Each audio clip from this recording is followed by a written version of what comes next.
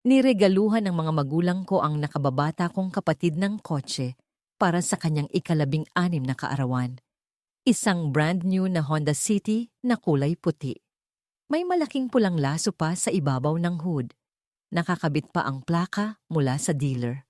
Panay ang video ng mama ko, si Flor de Liza, nakangiti ng pagkalaki-laki para i-post ang buong kaganapan sa Facebook at TikTok. Samantala, para sa aking ika-16 na kaarawan, 1 taon na ang nakalipas, niregaluhan nila ako ng isang beep card at buwanang pass sa MRT. Para matuto kang tumayo sa sarili mong mga paa, Marie Chris, pampatatag yan ng loob. Sabi ni Mama noon, ni hindi man lang siya nag-ablang umangat ng tingin mula sa kanyang 3-in-1 coffee at sa pinapanood niyang teleserye. Nandoon si Lola Estela ng araw na yon. Nakaupo siya ng tahimik sa silyang yantok sa aming lanay. Pinagmamasdan si Elmira, ang kapatid ko, habang tumitili sa tuwa at yumayakap sa hood ng Honda City. Pinagmamasdan din ako ni Lola. Nakatayo lang ako sa gilid ng garahe, tahimik na may hawak na paper plate na may lamang pansit at isang hiwa ng cake. Narinig ni Lola ang bulungan ng mga kapitbahay, pero wala siyang sinabi. Sa loob ng 2 taon, nanahimik lang siya.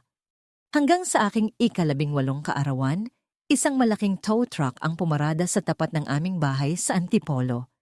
Tumingin sa akin ang driver at nagtanong, "Kayo po ba si Ma'am Marie Chris?"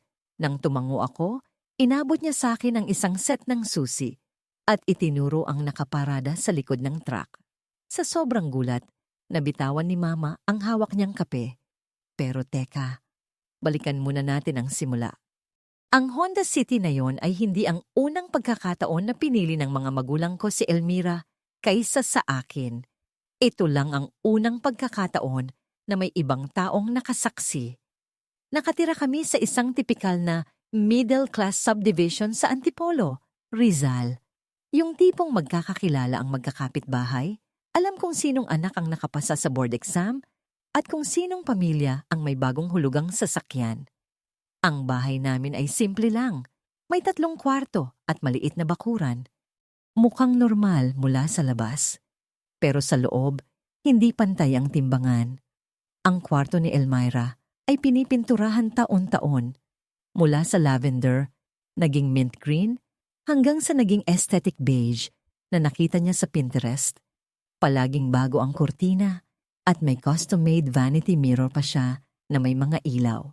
Samantala, ang kwarto ko ay may parehong kupas na asul na pintura mula pa noong 12 years old ako. Ang cabinet ko ay yung parehong plywood na ginawa ng papa ko, si Nestor, na medyo tabingi ang pinto kaya kailangan laging lagyan ng nakasuksok na karton sa ilalim. Noong una, hindi ko binibilang ang mga pagkukulang. Bilang isang anak, lalo na sa kulturang Pilipino, iisipin mo na may dahilan ang mga magulang mo, na naghihigpit lang sila ng sinturon. Pero patuloy na naipon ang mga patunay. Laging may bagong iPhone si Elmira tuwing magpapasukan dahil kailangan daw niya ito para sa group chats ng mga sasalihan niyang beauty pageant, lalo na noong sumali siya sa Mucha ng Antipolo. Ako?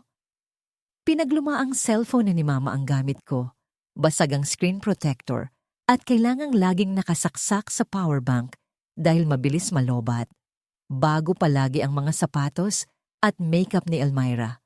Ako, suot ko ang parehong rubber shoes hanggang sa numipis na ang swelas. Ikaw kasi, Marie Chris, low maintenance ka. Mabait na bata, madaling makaintindi. Palaging sinasabi ni Mama, parang isang papuri. Parang ang pagiging kontento sa kaunti ay isang ginusto kong desisyon at hindi isang sitwasyong napilitan lang akong tanggapin.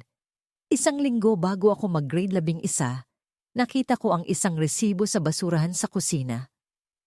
15,000 piso para sa gown, heels at pictorial ni Elmira para sa pageant.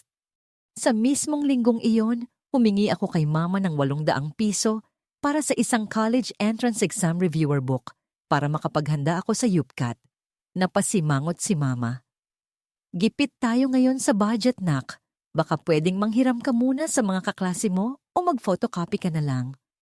Sa huli, Naghanap ako ng PDF copies online at nag-aral mag-isa tuwing madaling araw. Nakapasa ako sa entrance exam ng UP. Yung gown ni Elmira, isang beses lang niyang sinuot at itinambak na sa likod ng cabinet niya dahil out of style na raw. Kailangan kong balikan ang aking ika-16 na kaarawan dahil doon nag-umpisa ang totoong lamat. Ang lamat na walang nakapansin kundi si Lola Estela. Setyembre 14, araw ng Martes. Walang handaan, walang bisita. Pagbaba ko sa kusina, may isang sobreng nakapatong sa mesa, nakasandal sa lalagyan ng saging at mangga. Hindi man lang inayos ang pagkakapatong. Sa loob, may isang beep card na may load, isang buwanang pass sa tren, at isang generic na birthday card. Nagsasalin si Mama ng mainit na tubig para sa kape niya. Practical yan, sabi niya nang hindi tumitingin sa akin. Tipid sa pamasahe papasok. Maagang umalis si Papa para sa trabaho niya bilang isang kontraktor at karpintero. Nakapirma siya sa card, pero alam kong sulat kamay ni Mama yon. Salamat po, Ma, sabi ko. Pilit akong nangungumiti. Dinala ko ang sobre sa kwarto ko at matagal akong nakaupo sa gilid ng kama. Pinagmasdan ko ang plastic card sa kamay ko. Nang gabing iyon, nang tulog na ang lahat, umiyak ako sa banyo habang nakabukas ang gripo para walang makarinig. Umiyak ako hindi dahil sa beep card. Umiyak ako dahil sa paraan ng pag-abot ni Mama sa akin na parang natural lang, na parang eto lang ang nararapat para sa akin, na hindi ako ang klase ng anak na ipinaghahanda o ipinagmamalaki. Kinabukasan, 5:00 pa lang ng umaga ay nakapila na ako para sumakay ng jeep papuntang palengke para lumipat ng UV Express. Madilim pa. Malamig ang simoy ng hangin. Sinabi ko sa sarili ko na ayos lang to. Paulit-ulit ko itong sinabi sa sarili ko sa loob ng 2 taon. At makalipas ang 2 taon, dumating ang ika-16 na kaarawan ni Elmira at nakita ni Lola Estela ang lahat mula sa lanay ng bahay namin. Marso 18, araw ng Sabado. May malaking party sa bakuran namin. May catering, may isang buong lechon, mga lobo, at 3-tiered fondant cake. At sa mismong driveway, nakaparada ang isang brand new Honda City. Nagsisisigaw si Elmira hanggang sa magtahulan ng mga aso ng kapitbahay. Niyakap niya si Mama, niyakap si Papa, at patakbong pumunta sa kotse. Nakalive na si Mama sa Facebook bago pa man mahawakan ni Elmira ang pinto ng sasakyan. Ang caption, "Our princess deserves the world. Happy sweet 16, Elmira." Umani agad yun ng daan-daang likes at pusong reaksyon. Nakatayo ako malapit sa cooler ng mga soft drinks, hawak ang paper plate na may pansit na hindi ko naman makain. Pumalakpak ako noong pumalakpak ang lahat. Sinabi ko kay Elmira na ang ganda ng kotse niya at totoo naman. Maganda talaga. Hindi ko lang maintindihan kung bakit ang lahat ng magagandang bagay ay laging sa kanya napupunta. Walang nagtanong kung ano ang nararamdaman ko. Walang tumingin sa akin ng matagal para mapansin ako, maliban kay Lola Estela. Nakaupo siya sa silyang yantok. May hawak na tasa ng salabat. Tiningnan niya ang kotse. Tiningnan niya ang pagtili ni Elmira. Tiningnan niya ang pagmamalaki ni Mama. Tapos, tiningnan niya akong nakatayo sa gilid. May nag-iba sa ekspresyon ng mukha ni Lola. Tumigas ang kanyang panga, na parang may isang pinal na desisyong nabuo sa isip niya. Bumulong si Tita Ninita, kapatid ni Mama, kay Lola. Iti ba si Marie Chris? Beep card lang ang niregalo nung nag-16. Ibinaba ni Lola ang kanyang tasa. Oo nga, 2 salita lang. Pero dala-dala nito ang 2 taong plano na hindi ko pa alam noon. Ang sumunod na 2 taon ay ginugol ko para sa sarili ko. Walang nagbigay sa akin ng kahit ano. Itinayo ko ang sarili ko mula sa wala. Nag-apply ako bilang part-time barista sa Barako Brews, isang lokal na coffee shop, 3 linggo pagkatapos ng party ni Elmira. Shift ko ay 5:30 ng umaga bago pumasok sa eskwela. Ang boss ko, si Kuya Efren, ay istrikto pero patas. Tinuruan niya akong gumawa ng kape at mag-imbentaryo. Lahat ng kinita at tips ko ay itinabi ko. Tinulungan ako ni Lola Estela na magbukas ng sarili kong bank account. Sa loob ng 2 taon, nakapag-ipon ako ng malaking halaga. Mantakin mo yon. Habang tulog pa si Elmira at naghihintay na lang i-start ang kotse niya, ako ay nakatayo sa likod ng espresso machine. Mataas ang mga grades ko. Nag-apply ako sa mga scholarships, jeep, tricycle, at LRT, ang naging kasama ko sa bawat interview at review classes. Isang beses, humingi ako ng pabor kay Mama na hiramin ang pampamilya naming Innova para sa isang mahalagang interview sa Maynila. Kailangan ni Elmira sa pictorial niya. Mabilis na sagot ni Mama. Nag-commute ako. Na-late ako ng 10 minuto sa interview, pero dahil pinaliwanag ko ang totoo, natanggap pa rin ako. Sa bawat pagbisita ko kay Lola Estela tuwing linggo, wala kaming pinag-uusapang mabigat. Tinatanong lang niya ang trabaho ko at ang pag-aaral ko. Pero sa huling bisita ko bago ang ika-18 birthday ko, uminom siya ng salabat, tumingin sa akin at nagtanong, "Marie Chris, may driver's license ka na ba?" Nagulat ako pero sumagot ako. "Opo, Lola." Tumango siya. Mabuti. Hindi ko alam kung anong pinaplano ni Lola, pero kilala ko ang tingin niyang iyon. Yung tipong kalmado lang sa labas, pero ang isip ay 3 hakbang na ang layo. 3 buwan bago ang aking ika-18 kaarawan, dumating ang isang email na matagal ko nang hinihintay. Isang acceptance letter. Natanggap ako bilang intern sa Navarro at Associates, isang prestigyosong accounting firm. Para sa isang estudyanteng galing Antipolo na laging nagko-commute, ang magkaroon ng pangalan ng kumpanyang iyon sa resume ay isang malaking hakbang para sa pangarap ko. May allowance pa ang posisyon, pero may isang malaking problema. Ang opisina nila ay nasa isang exclusive business park sa Laguna. 35 minuto ang layo mula sa amin kung may sarili kang sasakyan. Walang dumadaang jeep, bus o tricycle sa loob ng business park na yon. Nabasa ko ang nakasulat sa dulo ng email, "No public transit routes available within the vicinity." Habang nagpapahinga sa shift ko sa Barako Bruce, kinuha ko ang isang tissue paper at nagsimulang mag-compute gamit ang ballpen. Kung mag-aangkas o mag-grab ako, papunta at pabalik araw-araw sa loob ng 10 linggo, aabutin ito ng halos 60,000 piso. Kalahati iyon ang naipon kong pera. Pera na kailangan ko para sa tuition, mga libro, at allowance para sa unang taon ko sa kolehiyo. Nakakapanghina. Kailangan ko ng sasakyan. Linggo ng gabi, naghain si Mama ng sinigang na baboy. Hinintay kong kumalma ang lahat bago ko ilabas ang mga index cards kung saan ko isinulat ang computation ko. Parang nagpipresenta ako sa isang bangko. "Mapa," panimula ko. Pilit pinapatatag ang boses ko. Nakapag-ipon po ako ng 120,000 piso. May nakita po akong second-hand na Toyota Vios online. Nasa 160,000 po. Kung pwede sana. Baka pwedeng tulungan niyo po ako sa kulang na 40,000? Napatigil si Papa Nestor sa paghigop ng sabaw. Tumingin siya sa akin. May nakita akong pag-intindi sa mga mata niya. Akmang magsasalita na sana siya nang biglang sumingit si Mama Flordeliza. "Wala tayong sobrang budget ngayon, Marie Chris." Mabilis na sagot ni Mama. Hindi man lang niya tiningnan ang mga index cards ko. "Ma, 40,000 lang po ang hinihingi ko. Ako na po ang magbabayad ng buong naipon ko." "Alam mo namang malapit na ang coronation night ng mutya ng Antipolo para sa kapatid mo?" Sabi ni Mama, medyo naiinis na. "Kailangan nating bayaran ng talent coach niya, yung designer gown niya na aabutin ng 50,000 at yung pag-upa sa makeup artist. Gipit tayo." Tahimik lang na kumakain si Elmira sa tabi. Wala siyang sinabi. "Pero Ma, para po ito sa internship ko. Walang public transport papunta doon." Pakiusap ko. Tumingin sa akin si Mama na may halong pagkadismaya.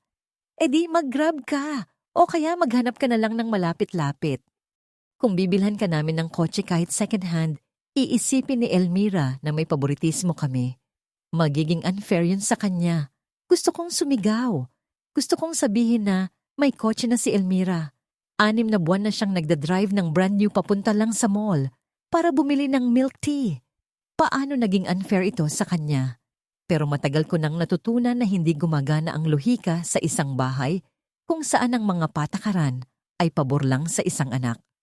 Tumayo ako, kinuha ang pinagkainan ko at hinugasan ito sa lababo nang walang imik. Nang gabing iyon, habang nagtutoothbrush ako, nakita ko ang iPad ng pamilya na nakapatong sa ibabaw ng toilet tank. Hindi ito nakalock. Naka-open ang browser sa isang website ng mga sasakyan. 2 brand new na SUV ang pinagkukumpara. Parehong mas bago at mas mahal kaysa sa Honda City ni Elmira. Base sa search history, 20 minuto na itong tinitingnan ni Mama. Hindi iyon para sa akin. Para yon sa pag-graduate ni Elmira ng high school para may upgrade siya sa pagpasok sa college. Ibinaba ko ang iPad at tiningnan ang sarili ko sa salamin. Puno pa ng bula ng toothpaste ang bibig ko. Nakakatawa akong tingnan, pero ang bigat-bigat ng pakiramdam ko. May isang sandali sa buhay mo kung saan hindi ka na nagugulat sa kung paano ka tratuhin ng mga magulang mo. Nagugulat ka na lang kung bakit umaasa ka pa rin na mag-iiba sila. Dumating ang araw na kailangan ko nang mag-confirm sa internship. Nakabukas ang laptop ko. Nakatutok ang cursor sa drop-down menu na nagtatanong, Mode of Transportation to Office. Ang mga pagpipilian lang ay personal vehicle, carpool o other.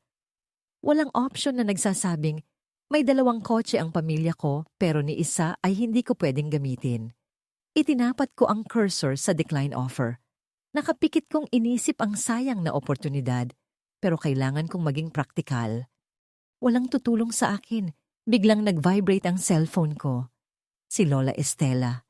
Hindi siya tumatawag kapag Miyerkules ng hapon. Hello, Lola. Huwag mong i-decline yan. Bungad niya. Walang kamusta ka.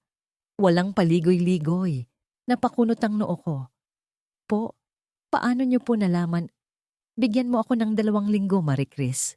Matigas at seryosong sabi niya. Hindi ko po maintindihan, Lola. Anong meron? Hindi mo kailangang maintindihan ngayon. Ang kailangan mo lang gawin ay huwag pindutin ang button na, yan. Magtiwala ka sa akin. Tinitigan ko ang screen ng laptop ko. Ang cursor ay nagbiblink sa ibabaw ng decline offer. Sige po, Lola. Mahina kong sagot. Mabuting bata. Sige na, mag-aral ka na ulit. At binaba niya ang linya. Walang paliwanag. Isang 71 taong gulang na babae na sinasabihan akong kumapit. Hindi dahil umaasa lang siya, kundi dahil pakiramdam ko ay may naisaayos na siyang plano. Sinara ko ang laptop. Hindi ko tinanggihan ang offer. 2 araw makalipas, binisita ko si Lola Estela. Kakaiba ang kilos niya. Hindi siya masungit, pero mukha siyang napakaseryoso. Parang nagko-compute ng mga numero sa utak niya habang nagtitimpla ng kape. Nakapatong sa maliit na mesa ang lumang notebook niya, yung ginagamit niya sa negosyo niyang pagbili at pagbenta ng lupa. Noong hapon na yon, biglang dumating si Tito Fidel. Pumasok siya sa kusina na parang bahay niya yon. Si Tito Fidel ay mekaniko at may-ari ng isang talyer ng mga jeep at tricycle. Malakas siyang tumawa, diretsyong magsalita at hindi marunong magpanggap. Napatigil siya nang makita ako. Oh, andito ka pala, Marie Chris. Tumingin siya kay Lola. Tumingin si Lola sa kanya. May nagpalitan silang tingin na hindi ko mabasa. Naayos ko na sa dealer, ma. Sabi ni Tito Fidel kay Lola. Wednesday daw ang delivery. Hindi nagbago ang ekspresyon ni Lola Estela. Inaayos kasi ng tito mo yung problema sa pyesa ng truck ng kumpare niya. Mabilis na paliwanag ni Lola sa akin. Parang ensayado ang linya. Tumango-tango si Tito Fidel. Namumula ang mga tainga. Ang pangit niyang magsinungaling. Oo, ayun nga. Boring na usapan ng mga matatanda. Umalis siya makalipas ang 10 minuto. Pero niyakap niya ako ng napakahigpit. Malapit na ang birthday mo, nak. 18th ang totoong debut. Nang makaalis siya, tumayo ako para kumuha ng baso ng tubig. Doon ko nakita ang isang papel sa ibabaw ng mesa ni Lola, kalahating nakatago sa ilalim ng isang sipi ng Liwayway magazine. Nakita ko ang logo ng Toyota sa itaas, isang bold na text na naglalaman ng VIN number at isang presyo na nahagip lang ng mata ko ang unang 3 digit bago ito tuluyang tinakpan ni Lola. 6 na linggo ang lumipas at ang araw ng 18 kaarawan ko ay dumating. Wala akong ideya sa kung anong paparating, pero alam kong hindi lang simpleng handaan ang pinlano ni Lola Estela. 1 linggo bago ang aking 18 kaarawan, bumaba ako sa kusina isang Lunes ng umaga at ang lahat ay mukhang pangkaraniwan. Walang listahan ng mga bibilhin na nakadikit sa pinto ng refrigerator. Walang mga plastic bag ng party supplies sa ibabaw ng mesa. At walang maingay na group chat sa cellphone na ni Mama Flordeliza na nagtatalo tungkol sa motif, catering o guest list. Sa kulturang Pilipino, ang 18 kaarawan ng isang babae, ang kanyang debut, ay isang napakahalagang okasyon. Inisip ko ang 16 na birthday ni Elmira. 3 linggo pa lang bago ang araw na yon, nag-aayos na si Mama ng seat plan at nagpapagawa ng mga customized na souvenirs at tarpaulin. Para sa debut ko, wala kahit anino ng paghahanda.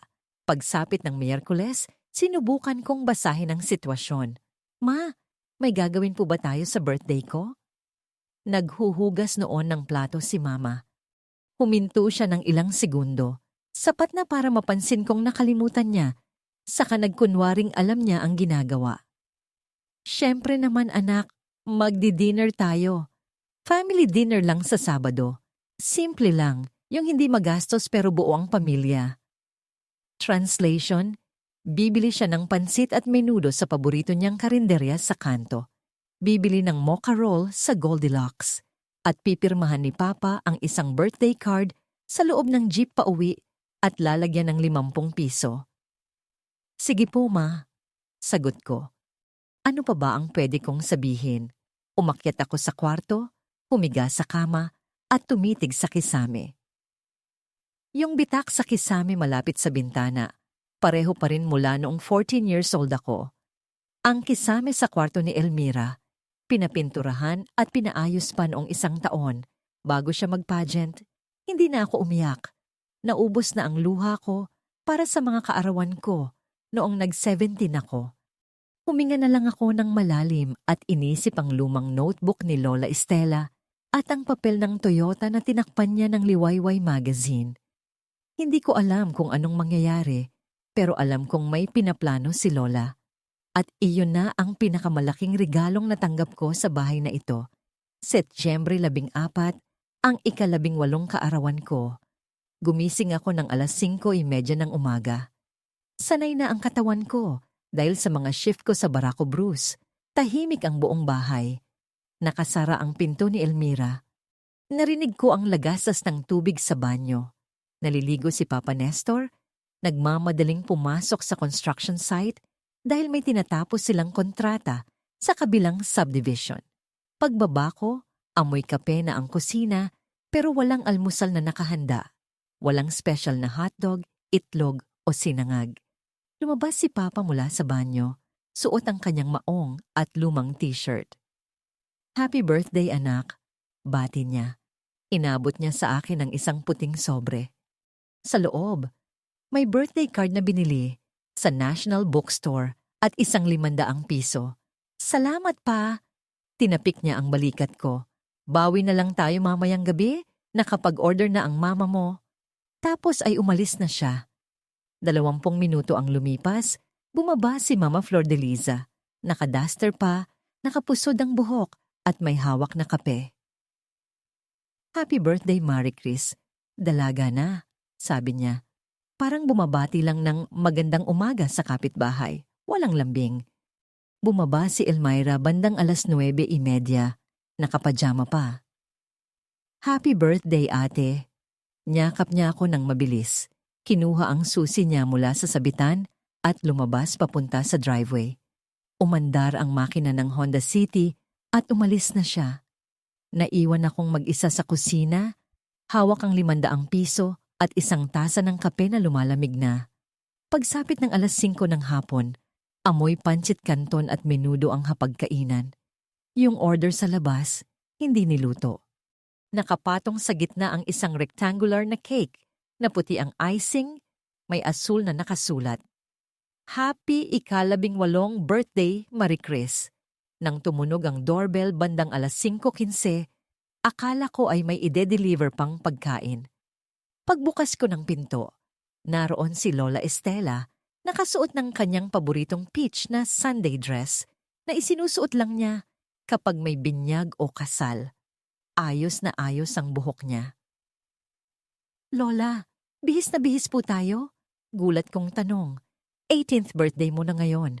Pumasok siya sa loob. Dapat lang na mag-ayos. Sa likod ni Lola, pumasok si Tito Fidel na nakabarong, si Tita Ninita na may suot pang panyo sa leeg, na galing siguro sa pulong ng Legion of Mary, at si Aling Tessie, yung chismosang kapitbahay namin na nakapansin sa niregalong beep card sa akin noon. May dalang isang bilao ng sapin-sapin si Aling Tessie at nakangiti ng napakalapad, halatang alam ang mangyayari. Lumabas si Mama mula sa kusina, may hawak pang sandok. Nagpalit-palit ang reaksyon sa mukha niya. Gulat, pagkalito at matinding kaba. Ma? Fidel? Ate Ninita? Bakit hindi kayo nagsabi na pupunta kayo? Nanginginig ang boses ni Mama. Pamilya tayo, Flor. Sagot ni Tita Ninita habang inilalapag ang bag niya. At nagdala ng sapin-sapin si Tessie. Sakto namang dumating si Papa Nestor, nakabota pa. Wala siyang nagawa kundi maglabas ng mga monoblock chairs para magkasya kami sa maliit na lamesa. Medyo awkward ang dinner. Nagsisikuhan kami sa liit ng espasyo. Nagkukwento si Tito Fidel tungkol sa isang customer sa talyer niya na nagtangkang magbayad gamit ang alagang manok. Tumawa ang lahat. Maliban kay Mama Flordelisa na parang hindi mapakali ang mga mata kay Lola Estela. Hindi sanay si Mama na may hindi siya kontrolado. Si Tita Ninita, na sadyang matabilang dila at hindi marunong magbasa ng sitwasyon o sadyang alam niya kung anong ginagawa niya, ay nagpunas ng bibig gamit ang tissue at tumingin sa akin. So Marie Chris, panimula ni Tita, Debbie mo, anong regalo sa'yo ng Mama at Papa mo? Tumahimik ang buong lamesa, yung tipong biglang naging seryoso ang lahat. Sa pagnguya ng menudo, tiningnan ko ang plato ko. Ito pong dinner, Tita. Ito po yung regalo. Kumunot ang noo ni Tita Ninita. Ayun na yon, mabilis na sumingit si Mama. Naku, Ate Ninita, simple lang kasi talaga naming sineselebrate ngayong taon. Si Marie Chris naman kasi hindi maarte, hindi maluho. Low maintenance ang batang yan. Pero binilhan nyo ng kotse si Elmira nung nag-16 siya Prangkang sagot ni Tita Ninita. Hindi siya nanadya. Sadyang ganun lang siya magsalita. Pero sa pamilyang ito, ang pagiging totoo ay isang uri ng pag-atake. Tumigas ang panga ni Mama. Iba naman yun, ate. Kailangan ni Elmira yon sa mga pageant at activities niya. Si Marie Chris, walang mga ganon. Sanay yan mag-commute, hindi nagrereklamo. Tahimik lang si Lola Estela mula pa kanina. Nakaupo siya sa kabisera, humihigop ng mainit na tubig. Hinayaan lang niyang gumapang ang tensyon. Gumawa ng ingay ang upuan ni Elmira nang gumalaw siya. Okay lang naman po kay ate na mag-jeep at mag-MRT Sabi ng kapatid ko, sinusubukang ipagtanggol si Mama. Binitawan ko ang tinidor ko. Umalingaw-ngaw ang tunog nito sa plato. Tiningnan ko nang diretso si Elmira. Wala akong sinabing ganyan, Elmira. 5 salita, walang galit sa boses ko, walang sigaw. Pero napatanga si Elmira. Ang kamay ni Mama na kukuha sana ng baso ng tubig ay nanigas sa ere. Si Papa Nestor ay nakatitig lang sa kalendaryong nakasabit sa pader. Narinig iyon ng lahat. Mabilis nakabawi si Mama. Sanay siyang baligtarin ang sitwasyon para siya ang magmukhang kawawa. So ngayon, ako pa ang masamang ina? Sa mismong araw ng birthday mo? Walang nagsasabi niyan, Flor. Mahinang saway ni Papa Nestor. Nandito kayo para husgahan ako sa sarili kong pamamahay. Nagsimula nang mamula ang mga mata ni Mama. Ang paborito niyang armas, mga luha na pinilit palabasin para magpaawa. Binigay ko ang lahat ng kailangan mo, Marie Chris. Bahay, pagkain, pinag-aaral ka namin. Ano pa bang kulang? Hindi ako natinag. Sa 2 taon kong paggising ng alas 5:30 ng umaga, natutunan kong maging matatag. Hindi ko po sinasabing maging pantay ang lahat, Ma. Kalmado kong sagot. Alam kong hindi pantay ang buhay, pero sana man lang naging patas kayo. Nag-iba ang ihip ng hangin sa buong kwarto. Ibinaba ni Tita Ninita ang hawak niyang tinidor. Si Aling Tessie ay napatitig sa kanyang sapin-sapin. Si Papa Nestor ay nakatungo, nakapatong ang 2 kamay sa lamesa, parang taong alam na may malaking sasabog pero walang lakas ng loob na pumili ng panig. Ibinaba ni Lola Estela ang kanyang baso. Ang simpleng tunog na yon ay bumasag sa lahat ng ingay sa kwarto. Tama ka, Flor. Mahinahon, pero may autoridad na sabi ni Lola Estela. Tiningnan niya ang anak niya. Hindi pantay ang buhay. Lahat ay napatingin sa kanya. Iniurong ni Lola ang kanyang upuan, tumayo ng tuwid, at inayos ang harap ng kanyang damit. Isang kilos na laging ginagawa ni Lola kapag nakikipagtransaksyon sa bentahan ng lupa at handa ng isara ang kasunduan. Kaya, pagpapatuloy niya, papantayin natin. Naglakad si Lola Estela papunta sa pintuan. Binuksan niya ito, humarap sa akin at sinabing, Marie Chris, lumabas ka. Hindi iyong pakiusap. Isa itong utos. At bawat taong nakaupo sa hapagkainang iyon ay tumayo para sundan siya. Bukas na ang mga ilaw sa labas ng aming bahay. Ang mga poste ng ilaw sa subdivision ay nagbibigay ng dilaw na liwanag sa kalsada. Amoy hamog ang simoy ng hangin. May halong amoy ng inihaw na barbecue mula sa kanto. Isang tipikal na gabi sa Antipolo. Tapos, narinig ko ito. Isang mababa at malakas na ugong ng makinang diesel mula sa dulo ng aming kalsada. Palakas ito ng palakas. At mula sa kanto, lumitaw ang isang malaking flatbed tow truck. Dahan-dahan itong umabante, tila alam na alam kung saan pupunta at walang pakialam kung makaabala man ito sa buong neighborhood. Pumarada ang truck sa mismong tapat ng aming driveway. Sa ibabaw ng truck, nakatali at kumikinang sa ilalim ng ilaw ng poste, ay isang brand new na Toyota Fortuner, kulay dark metallic blue. Sobrang bago nito na nakakabit pa ang conduction sticker sa windshield at balot pa ng manipis na plastic ang mga upuan sa loob. Sa Pilipinas, ang magkaroon ng Fortuner ay hindi lang basta sasakyan. Simbolo ito ng estado sa buhay, ng tagumpay, at kakayahang tumayo sa sariling paa. Ang kinang ng chrome nito ay sumasalamin sa mga ilaw ng kalsada. Bumaba ang driver ng truck, isang lalaking naka-uniform ng dealer, may dalang clipboard. Tiningnan niya kaming lahat na nakatayo sa garahe, na parang naabala niya ang isang seryosong misa. Nandito po ba si Ma'am Marie Chris? Tanong niya. Parang hindi akin ang sarili kong boses nang sumagot ako. Ako po yon. Lumapit siya, ngumiti, at inabot sa akin ang isang set ng susi. Isang smart key ng Toyota na may kasamang 2 metal na susi sa isang simpleng ring. May nakatali ring maliit na card gamit ang isang abaka. Inilagay niya ito sa palad ko. Happy birthday po, ma'am. Sa inyo na po yan. Sabi niya sabay turo sa Fortuner sa ibabaw ng truck. Tiningnan ko ang susi. Tiningnan ko ang dambuhalang sasakyan. Tiningnan ko si Lola Estela. Nakatayo siya sa tabi ko. Ipinatong niya ang kamay niya sa balikat ko. Isang magaang, pero matatag na hawak. Hawak ng isang babaeng naghintay ng 2 taon para sa eksaktong sandaling ito. Tumango siya ng isang beses. Wala siyang sinabi. Hindi na kailangan. Basag. Bumagsak ang baso ng tubig mula sa kamay ni Mama Flordeliza. Sumunod siya sa amin sa labas. Hawak pa rin ang inumin niya mula sa hapagkainan. Nang tawagin ng driver ang pangalan ko, nanigas ang kanyang mga daliri. Nabasag ang baso sa semento, tumalsik ang tubig at mga bubog sa kanyang mga tsinelas. Pero hindi siya yumuko para pulutin ito. Hindi siya gumalaw. Nakatitig lang siya sa Fortuner na parang bumagsak ito mula sa langit. Iba naman ang naging reaksyon ni Papa Nestor. Tiningnan niya ang truck, tiningnan ang biyenan niya, tapos tumawa siya. Hindi malakas, hindi nang aasar.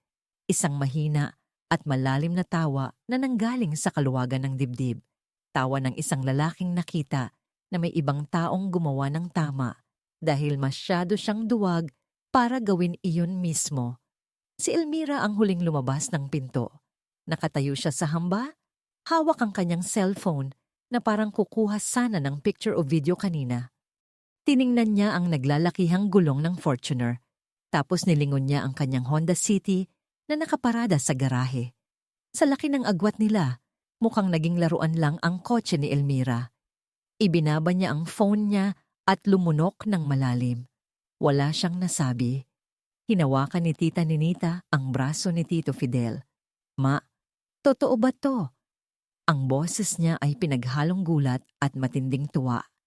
Si Aling Tessie na yakap-yakap ang kanyang bag ay bumulong pero sapat na para marinig naming lahat, aba, sa wakas, the swerve. Samantala, si Tito Fidel ay nakatayo sa likod ni Lola, naka-cross arms at may ngiting abot tenga.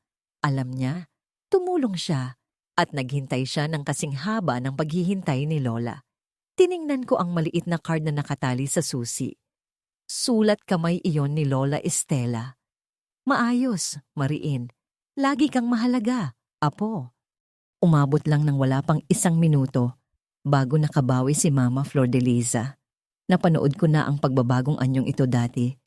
Tumigas ang kanyang likod, itinaas ang kanyang baba, at bumalik ang kanyang boses na halong pagiging biktima at pekeng autoridad. Humakbang siya pasulong, binabaliwala ang mga bubog sa paanan niya. Ma, ano to? Sumusobra na yata kayo. Kailangan nating pag-usapan ito sa loob. Hindi gumalaw si Lola Estela. Wala na tayong dapat pag-usapan, Flor. Hindi niyo pwedeng bilhan ng ganyang kamahal na kotse ang anak ko nang hindi kumokonsulta sa akin. 18 na siya. Malamig na sagot ni Lola. Nasa pangalan niya ang OR/SEER. Napatigil si Mama sa gitna ng sasabihin niya. Nakabuka ang bibig niya pero walang lumabas na salita. OR/CR. Pangalan niya. Ito ang mga legal na salita na hindi mababawi ng pag-iyak, panunumbat o pagpapanik. Hindi niyo pwedeng gawin to. Pilit ni Mama. Pwedeng-pwede. At ginawa ko na. Direktang sagot ni Lola Estela. Gaya ng pagbili mo ng kotse para kay Elmira nang hindi nagtatanong sa akin habang pinapanood mong mag-commute at pumila ng 5:00 ng umaga si Marie Chris. Tumahimik ang buong paligid. Kahit ang mga aso sa kabilang bahay ay tumigil sa pagtahol. Lumingon si Mama kay Papa. Nestor, magsalita ka nga. Hahayaan mo ba to? At si Nestor, ang lalaking walang sinabing mabigat sa loob ng 2 taon, habang nakasakay ako sa siksikang jeep at UV Express, ay tumingin sa kanyang asawa, sa kanyang biyenan, at pagkatapos ay sa akin. Tama si Mama Flor, sabi ni Papa. 4 na salita. Ang pinakamalaking pagre-rebelde ni Papa sa loob ng halos 20 taong pagsasama nila. Hindi siya sumigaw, pero bumagsak iyon parang hatol sa korte. Inikot ni Mama ang tingin niya. Ate Ninita, Fidel, Aling Tessie. Nakatingin silang lahat. Walang ni isang mukha ang kumakampi sa kanya. Walang sumalo sa ego niya. Tumalikod siya ng walang ingay, pumasok sa loob ng bahay. Sumara ang screen door ng tahimik. Inalalayan ni Tito Fidel ang driver ng tow truck para ibaba ang Fortuner sa kalsada hanggang sa may atras ito sa aming driveway, katabi mismo ng Honda City na ngayon ay mukhang hindi nakabilang sa usapan. Nang umalis ang truck, bumalik ang katahimikan. Tunog na lang ng kuliglig at umaandar na makina ang naririnig. Niyakap ko si Lola Estela. Hindi mabilis ang yakap. Ibinuhos ko ang bigat ng katawan ko sa kanya at naramdaman ko ang pagtapik ng kamay niya sa likod ko. Matatag, sapat. Pinaghirapan mo kung ano ka ngayon, apo. Bulong niya sa akin. Huwag mong hayaang maliitin ka ng iba kahit kailan. Humiwalay ako sa pagkakayakap. Basa ang mga mata ko pero hindi ako humahagulgol. Parang umaapaw lang ang mga emosyong hindi na kayang itago ng katawan ko. Oh, ano pang hinihintay mo? Pasok na sa loob. Natatawang sabi ni Tito Fidel. Rule yan, unang araw, dapat uupuan mo na. Binuksan ko ang pinto ng driver's seat. Sumalubong agad sa akin ang amoy ng bagong sasakyan. Yung malinis at mamahaling amoy na nagsasabing walang ibang nagmay-ari nito kundi ako. Malamig ang leather seats, umilaw ang dashboard ng asul at puti. Nang hawakan ko ang manibela, nanginginig ang mga daliri ko. Hindi dahil sa takot, kundi sa bigat ng pakiramdam na sa wakas, nakita at pinahalagahan din ako matapos ang mahabang panahon ng pagiging invisible. Tumingin ako sa passenger seat. May isa pang sobre. Sulat kamay ni Lola sa labas. Buksan mo mamaya. Pero hindi na ako nakapaghintay. Sa loob, naroon ang kopya ng rehistro at OR/SEER na nakapangalan sa akin. May resibo ng 6 na buwang car insurance na bayad na.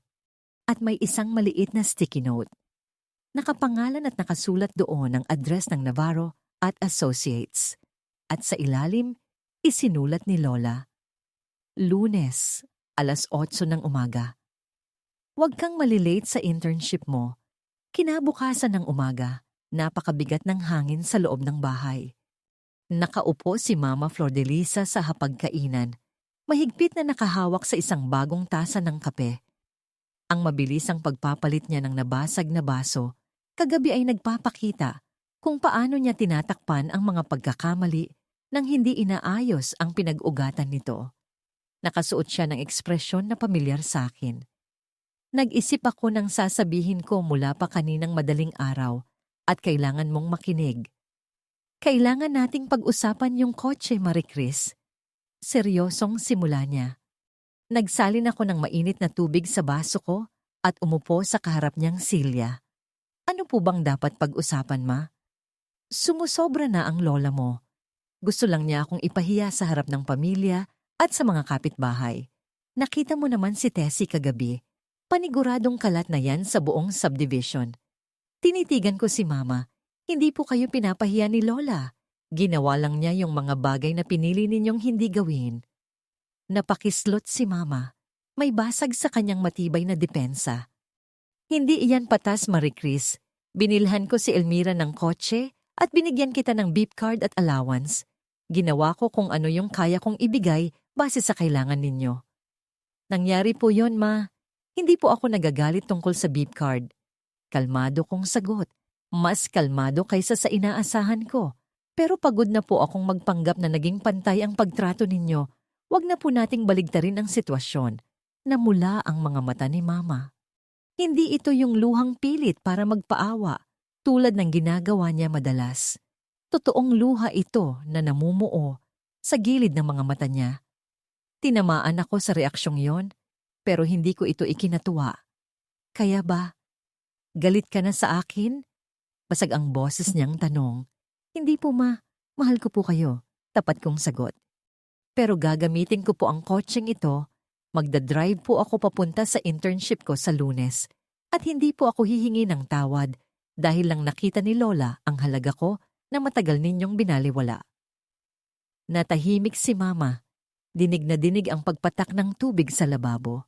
Rinig ang tahol ng aso sa labas. Pinunasan ni Mama ang mga mata niya gamit ang likod ng kanyang palad. Tumayo at inilagay ang tasa sa lababo. Kailangan ko muna ng oras, bulong niya. Sige po, Ma, sagot ko. Nandito lang naman po ako. Makalipas ang 1 oras, nakita ko si Papa Nestor sa garahe. Nakaupo siya sa isang maliit na bangko, hindi ginagalaw ang mga gamit niya sa pagkakarpintero. Nakapatong lang ang 2 kamay niya sa kanyang mga tuhod. Isang tatay na maraming gustong sabihin pero hindi alam kung paano sisimulan. Sana noon pa ako nagsalita, anak. Mahinang sabi niya nang hindi nakatingin sa akin. Sumandal ako sa pinto ng garahe. Nakaparada ang asol na Fortuner ko sa tabi namin. Opo pa, sana nga po. Natakot lang ako. Natakot akong laging magaway sa bahay. Akala ko, kung tatahimik ako, magiging maayos din ang lahat. Pa, ang pananahimik ay hindi pagiging neutral. Diretsyong sabi ko. Nung pinili ninyong manahimik habang nakikita ninyong hindi patas ang nangyayari, pinili ninyong kampihan si Mama. Hindi siya kumontra. Hindi niya ginamit ang linyang, hindi mo pa kasi naiintindihan ang mag-asawa o intindihin mo na lang kami. Tinanggap niya lang ang katotohanan. At para sa akin, iyon ang pinakamatapang at pinakamalungkot na ginawa niya sa loob ng 18 taon. Tama ka, lunok ni Papa. Namumula ang mga mata niya, pero pinipigil niyang umiyak. Nakasanayan na ng mga lalaki sa henerasyon niya na ibaon ng emosyon kaysa ilabas ito. Proud ako sa iyo, Marie Chris. Kung may halaga pa man yung salitang yon.